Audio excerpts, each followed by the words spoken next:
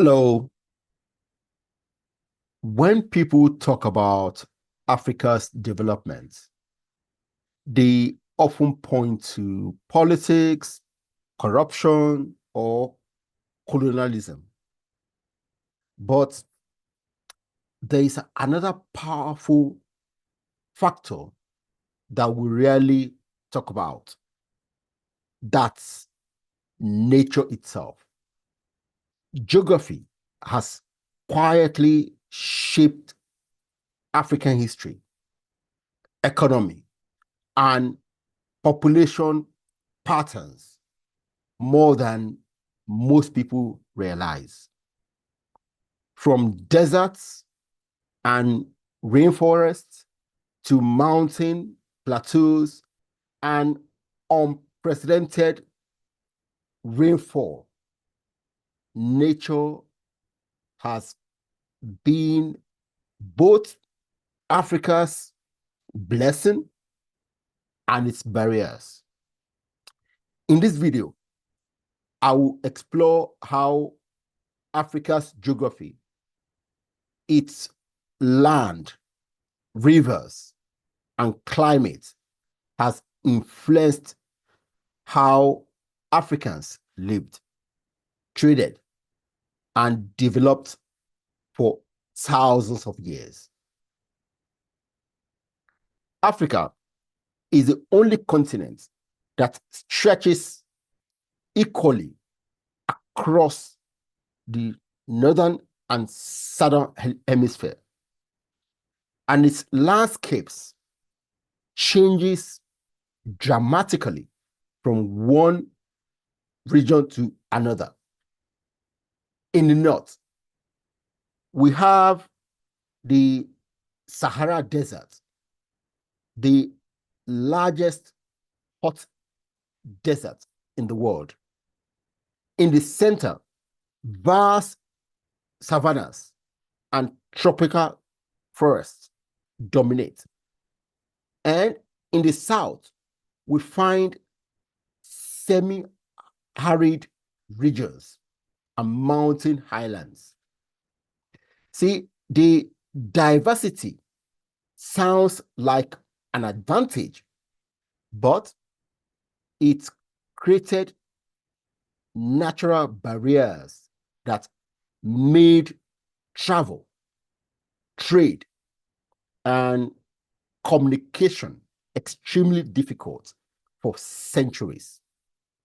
The Sahara Desert, for example, isolated North Africa from Sub-Saharan Africa for millennia.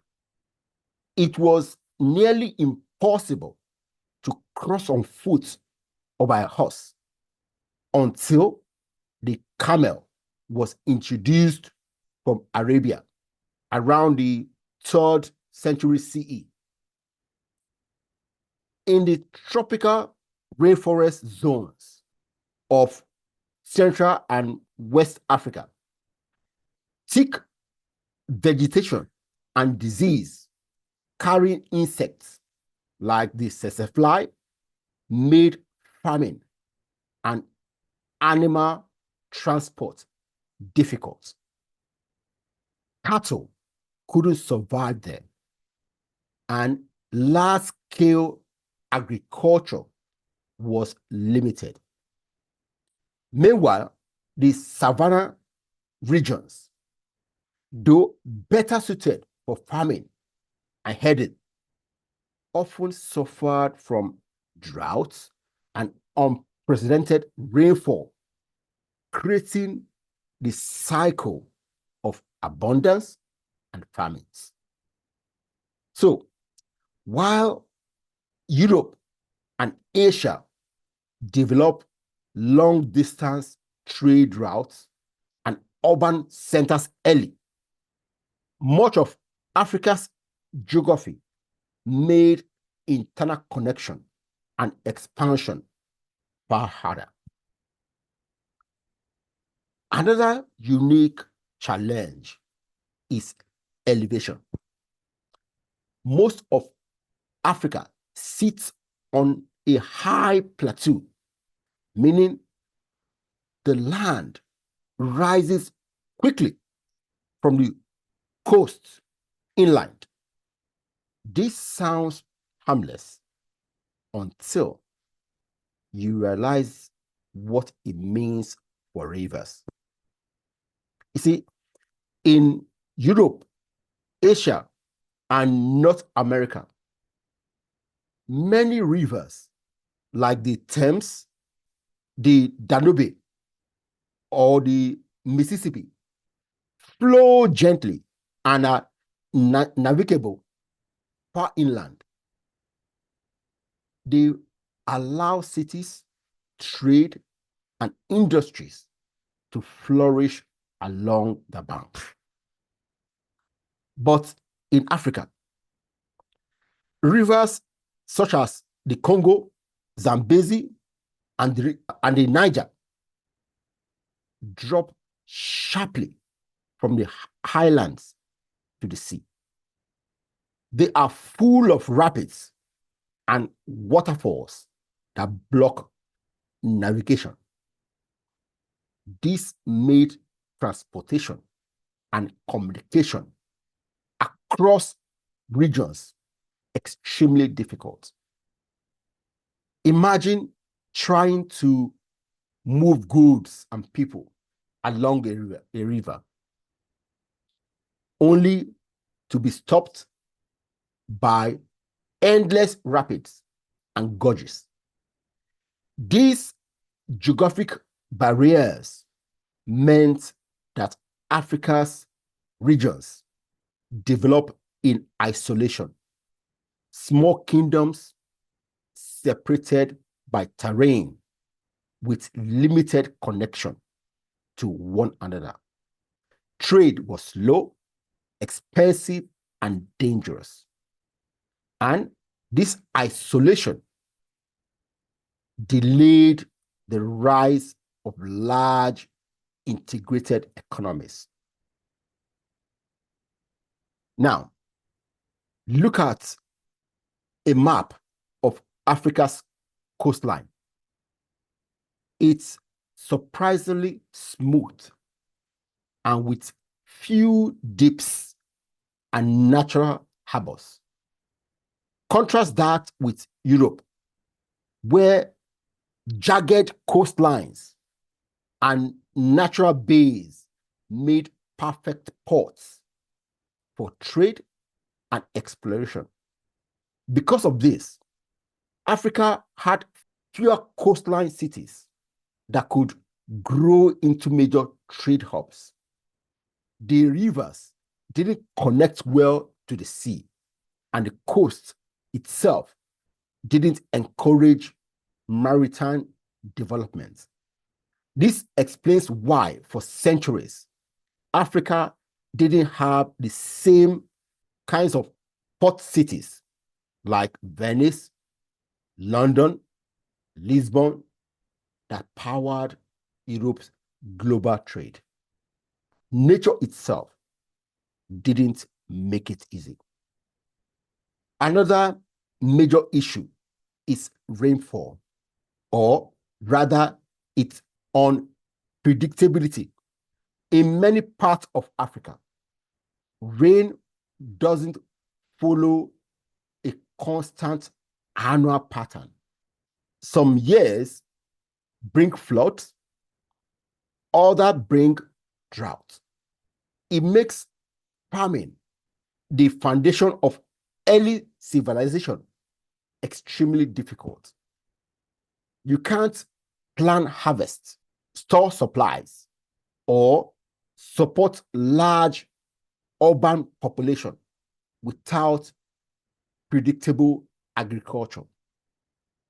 By contrast, civilization like those in Mesopotamia, Egypt, and the Indus Valley developed along rivers that flooded regularly, creating fertile soil and stable food production. Africa's rainfall patterns didn't allow the same kinds of steady agricultural expansion. That instability forced communities to remain small and mobile, often moving in search of fertile land or water. Now, let's look at North Africa, the one region that developed rapidly compared to the rest of the continent. Why? Again, geography. North Africa bordered the Mediterranean Sea, which for thousands of years was the world's greatest trade highway. Egypt, Carthage, and later Tunis and Alexandria were directly connected to Europe and the Middle East. The Nile River, unlike most African rivers, flowed smoothly and predictably. It was navigable. It flooded regularly, and it provided fertile farmland. That's why Egypt became one of the world's first great civilizations. Geography favored it. Meanwhile, trade across the Mediterranean linked North Africa to Greece, Rome, and Arabia, allowing the exchange of ideas, technology, and goods. In contrast, much of Sub-Saharan Africa remained cut off by the desert and forests, developing at a slower pace, not because of its lack of intelligence or creativity, but because of nature's limitations. So, what can we learn from all this? Africa's geography has shaped its history, but it doesn't have to define its future. Yes, nature made things harder, but today we have the technology to overcome those barriers. We can build better roads, railways, where rivers fail. We can use irrigation and science to solve unpredictable rainfall. We can turn deserts into solar energy farms. And we can use air travel and internet to connect regions that geography once separated. In other words, what nature limited, human ingenuity can now unlock. Africa's development may have been slowed by its geography, but it will be accelerated by its people, their innovation, and their determination. Geography shaped Africa's past, but it doesn't have to shape its destiny.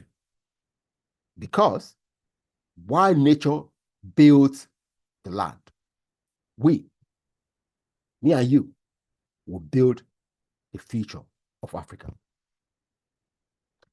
If you enjoyed this video, please give it a thumbs up, and please put your comments as usual. And then if you haven't subscribed to this channel, please subscribe, because it will help us to spread this message. Thank you. Bye.